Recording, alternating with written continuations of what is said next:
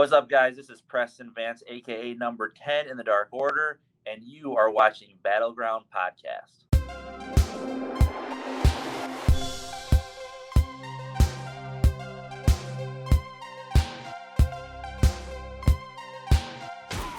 What's up, you guys? Welcome back to another episode of the Battleground Podcast. It's a very fun episode today because tonight AEW Rampage kicks off on TNT. So I'm going to bring in my tag team partner, Eli. Eli is here. Look at that fancy new setup. I can finally hear myself. It's incredible. He's getting all professional. Yeah, Rampage, Friday the 13th. Big show.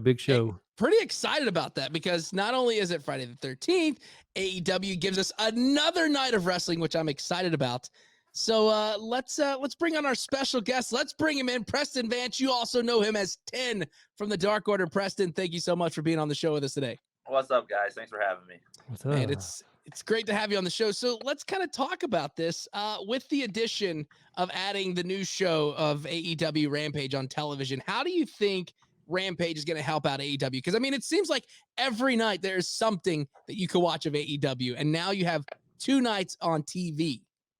I think it's going to help tremendously, not only for the audience standpoint, but for the roster, because, you know, Dynamite's only 2 hours long, and it's hard to get TV time, especially with a kind of a younger roster, myself included. This will give us a whole nother chance to get on, you know, national television, which doing Dark and Elevation is super fun. You can try new things and stuff, but it's like, it's not the same as being on TV, you know, like when you're a kid and you want to get into wrestling or anything, sports or acting, it's like you part of the dream is being on TV. So it's like, it's cool to, your friends will text you, hey, I just saw you on TV, you know?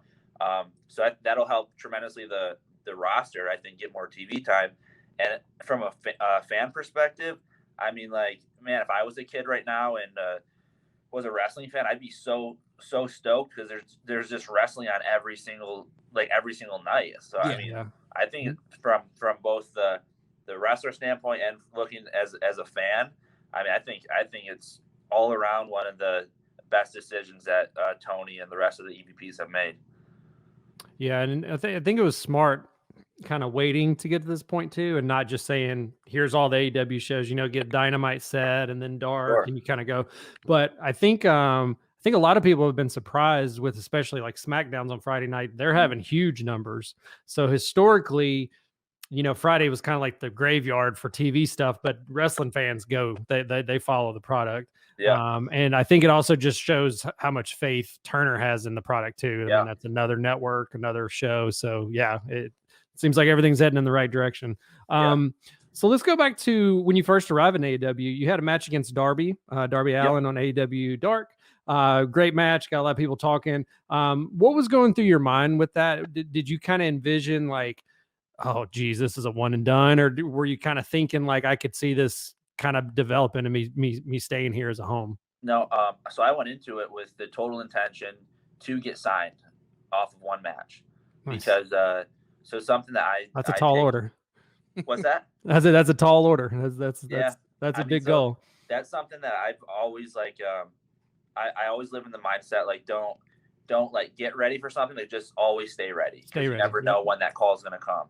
Mm-hmm. So something that QT always preaches, like at the school to the newer students, like he's like, I'll like get you a shot on Dark, but if they don't sign you when you come back to the curtain, don't ask me to come back unless they specifically say, hey, bring this guy back.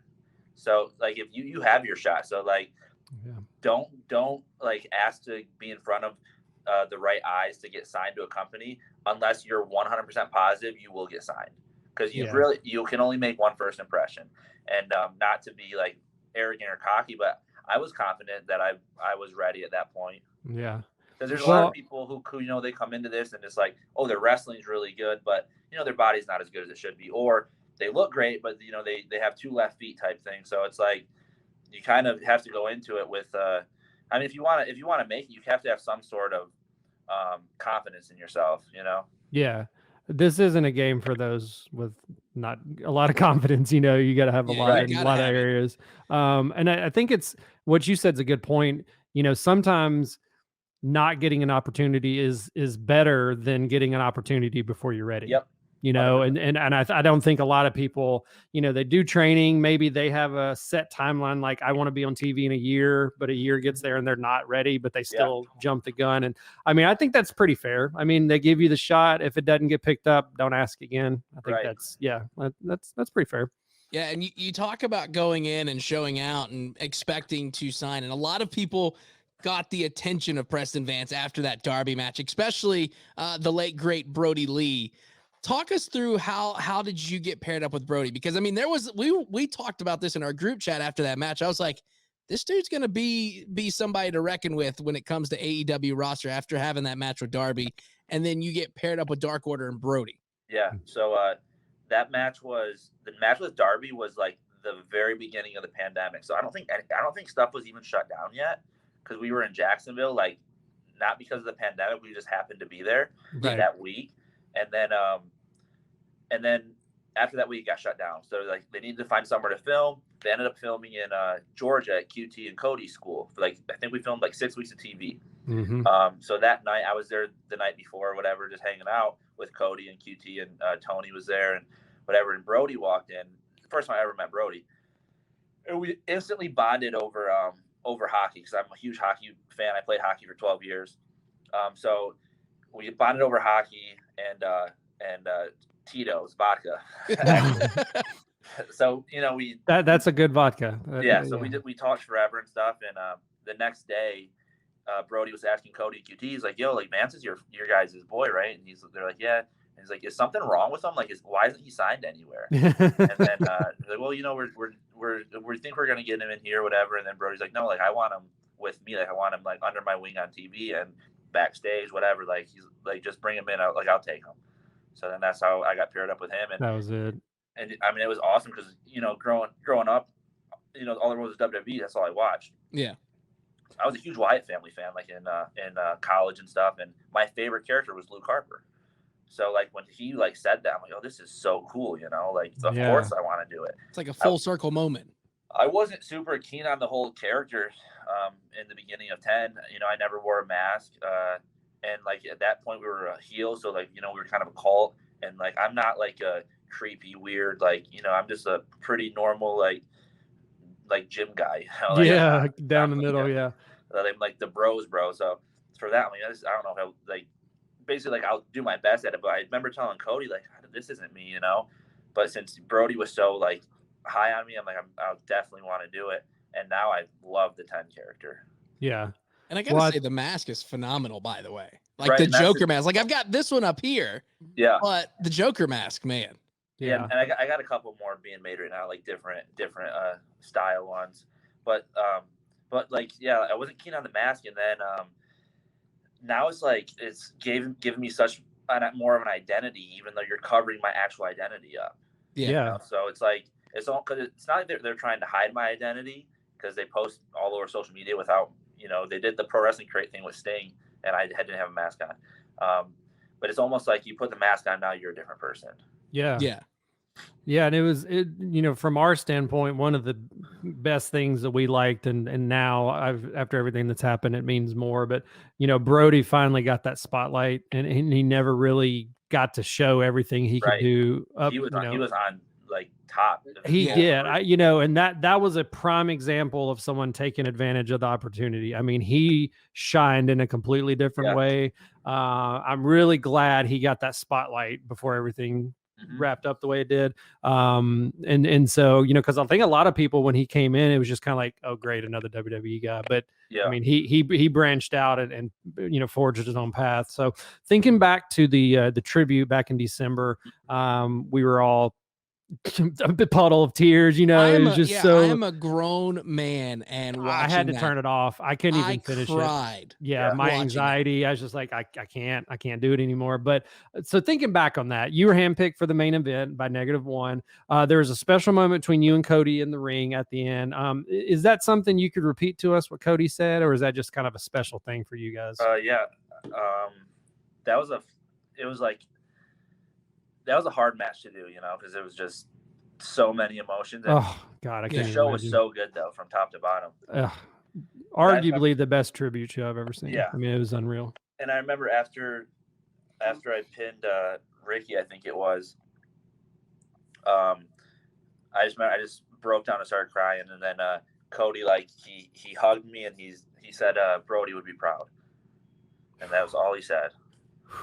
I'm getting goosebumps right now. Yeah, I'm trying to think of like puppies and flowers. I'm like, I'm not gonna cry. Right. I mean, because when you sit back, like Eli said, I will go ahead and say this on record that was probably one of the, if not the best, tribute shows that I've ever watched when it comes to wrestling. And it's like everything that night was great. And the fact that, you know, you think about it, the fact that Tony Khan gave, you know, -1 a contract, and he's there, and like letting him be a part he's of taking care of the family is just right. Letting him be a part of something, because in certain places you probably wouldn't see that. It would be like a, you know, thanks for being here. Here's a photo, and you know, we'll do the bell salute. That's but like, yeah.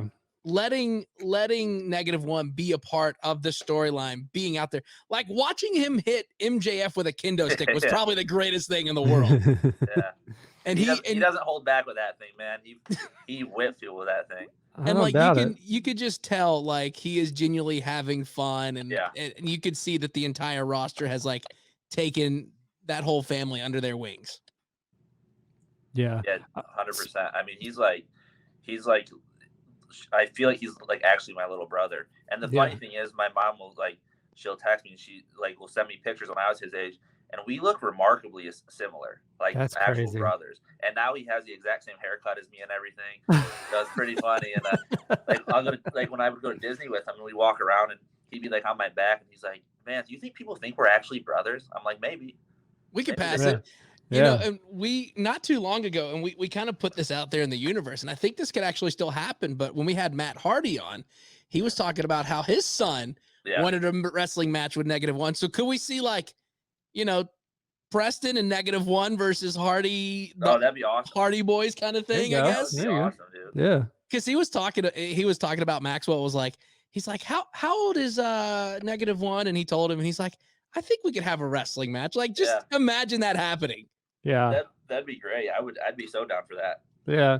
So I have a question, kind of piggybacks off that last one. So right after, you know, sadly Brodie passed away. I mean, was there a lot of confusion within the Dark Order? I mean, was there? I mean, what happened immediately after that? I know plans had to scramble, obviously, but I mean, like what? When he you know, got sick and passed away, we were heels at the time. Yeah. And now it's like, man, you know, obviously organically we all became. Everybody's behind you. Yeah.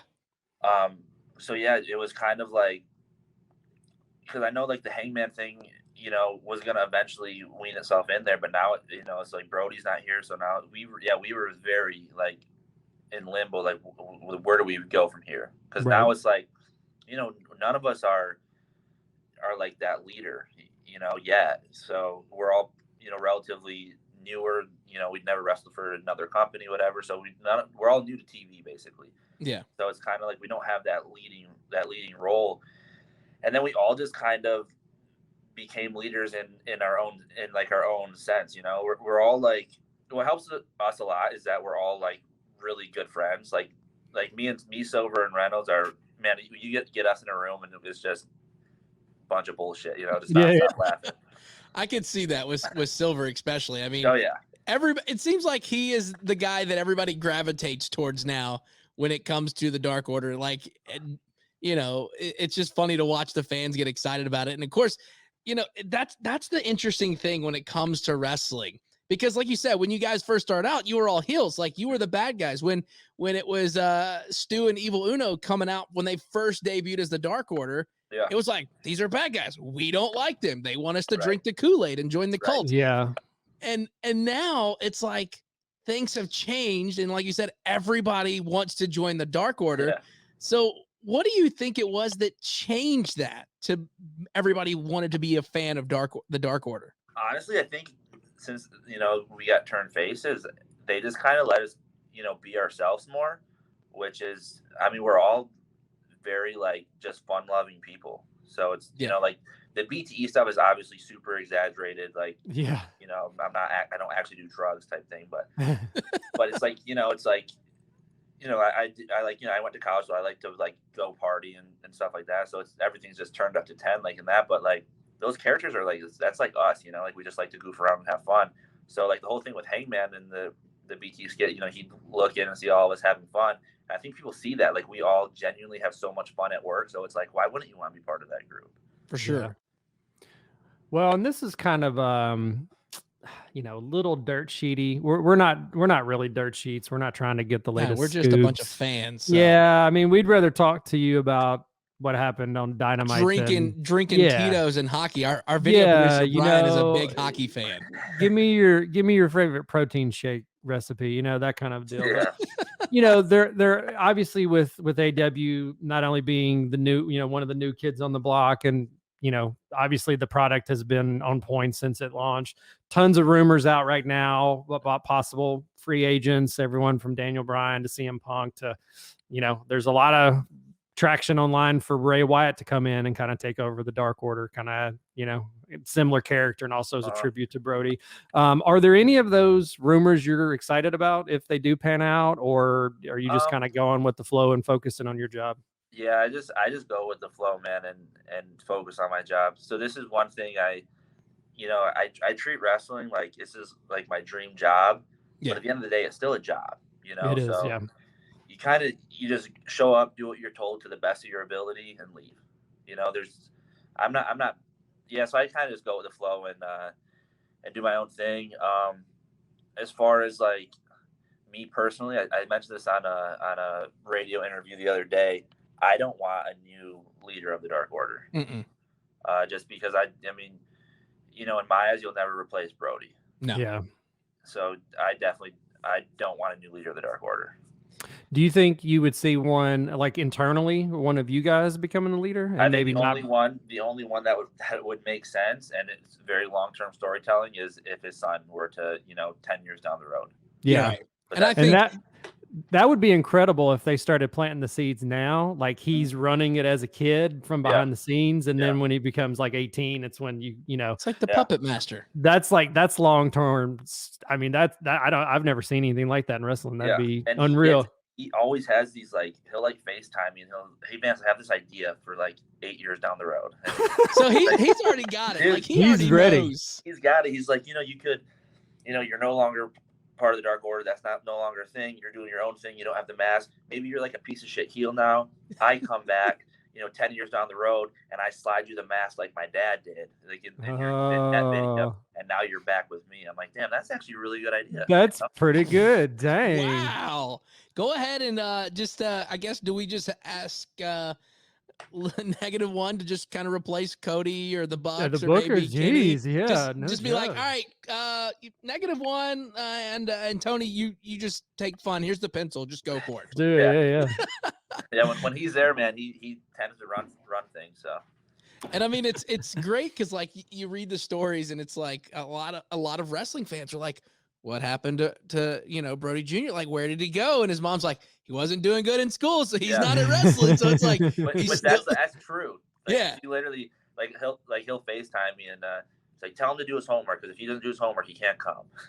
I'm like, all right, you got to do your homework. That's a great thing. And we sent out a tweet asking for fans to ask some questions. And remember, tonight, AEW Rampage, 10 o'clock Eastern on TNT. Of course, if you're in the Pittsburgh area, you can go to AEWTix.com to grab tickets. Of course, AEW is back on the road, which I bet you're excited that AEW is back to traveling. Big time, because I got hired in the pandemic, so like this is my first time ever being on the road. Right. So it's fun getting to live out of a suitcase and hear those wrestling stories that you'll be writing in your autobiography later down the road. So we asked listeners if they had any questions for you, and we're gonna go to question number 1 real quick. The obvious, this is coming from @Flacco_47. The obvious, are you and or Dark Order wanting to go through the Forbidden Door to wrestle someone or someones from another company? If so, with whom and where? I mean, I don't have like a specific dream opponent, I guess. But I'm down to wrestle whoever, whenever, really. But yeah, I don't have like a specific, like, this is the match I always wanted type thing. Yeah. I'm going to throw one out there, and we'll do Dark Order versus Violent by Design at Impact Wrestling. That'd be cool. That'd be a pretty physical match. Yeah. I would totally throw that one down and buy tickets for that and buy the DVD when it comes out too. So we'll head on to the second fan question. And this was coming from B_metal sucks. Ask, has it sunk in with him and the rest of the Dark Order how much the fans are behind them? Honestly, I mean, for me, it definitely has, because I'm someone who tries to be very interactive on social media and reply to like everybody. And it's like, it's amazing, like the love that we all get. And I get like the coolest fan art from people and that they send me. And I'm like, like I can't draw worth a shit. So like seeing them, like, you know, like they had to obviously take a lot of time to do this. It's like, man, it's amazing. And like, I mean, I did a meet and greet in Alabama a few weeks ago. And I'm like, man, in Alabama, like no one's going to, I'm not from Alabama. Like what's in Alabama? And he said the meet and greet sold out like instantly, and just huge line. Jeez. This girl had my 10 tattoo on her wrist, and I'm like, whoa, oh geez, that's crazy. Yeah, there's been some incredible Dark Order artwork we've seen on like Instagram and stuff. I mean, it's very, very popular right now. I mean, the fact that somebody has 10 tattooed on him is pretty awesome. I mean, shit, mine's not even, mine's Sharpie, you know? What do you do when she's like, hey, I got this for you? Like, yeah, I mean, it was really cool and special. And she told me like her whole story and how like watching like the Dark Order and like how we were so uplifting, like basically like got her out of depression. And I'm like, wow, that's crazy. You know? Jeez. Man, that's gotta. I mean, that's gotta have love a it, though, huge impact. Yeah, you know, we're on such a large platform where it's like, you know, might as well, like, you know, it's good when you get to use like this big of a platform for good, you know, because you know, majority of people don't have this platform or ever will get it. So it's like, it's cool when you actually get to like help someone, you don't even know you're helping them. Right. Do we have another fan question? I have another one if we don't. That was the only, there was a couple other ones that somebody had submitted as well that I don't have up on the screen. That's okay. I got one. Yeah. So we've got Rampage tonight, and then we have All Out coming up soon. What are you looking forward most in the immediate future? Honestly, just to see how the Dark Order progresses, or, you know, I mean, like my main thing that I want is the TNT title. That's my main goal. You and Miro, that'd be a pretty good match. I gotta say. I get those tweets a lot about me versus Miro. But like for me, it's like that'll always be the title because you know Brodie had it, and I feel like that's like the Dark Order title. So yeah, I mean, if I were to pick like a dream match within AEW right now, I would say me versus Miro.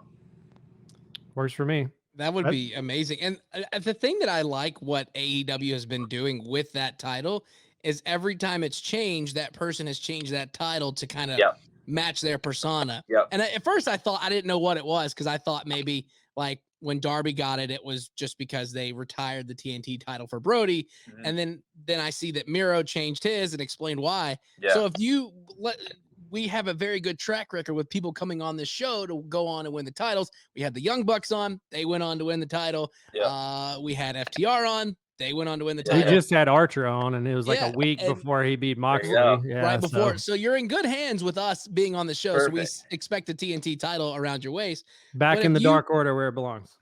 Exactly. So if you win that TNT title, is there something that you already kind of have thought in your mind of how you're going to change it to make it your own? I mean, definitely I'd make that strap purple. Oh, without a doubt. I have ideas. I had a belt created for little Brodie, like a Dark Order championship belt. I had some guy make in California, and it's super cool, and it has like the rest in peace Brodie plates and like a bunch of like Dark Order and like tribute to his dad as well. Yeah. So I was like, I would try to do something like that with the TNT title.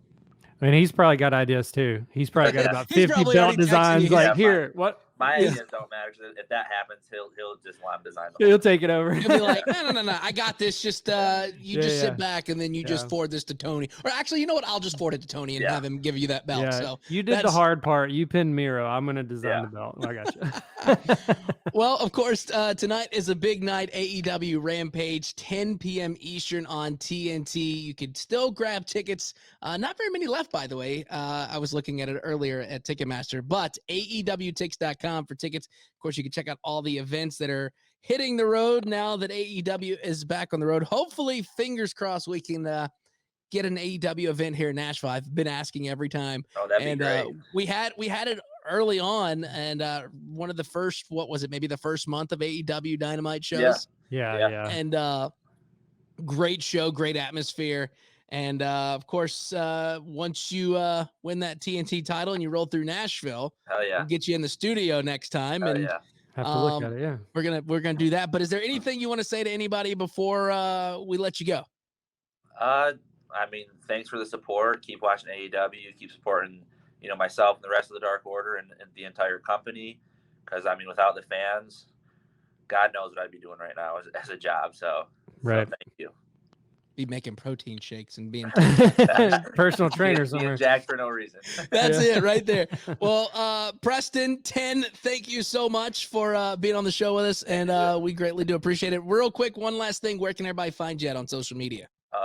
Both Instagram and Twitter are Preston Vance, PRES10 VANCE. There it is. Go drop Preston a follow. And again, thank you for coming on the show today. Thank you guys.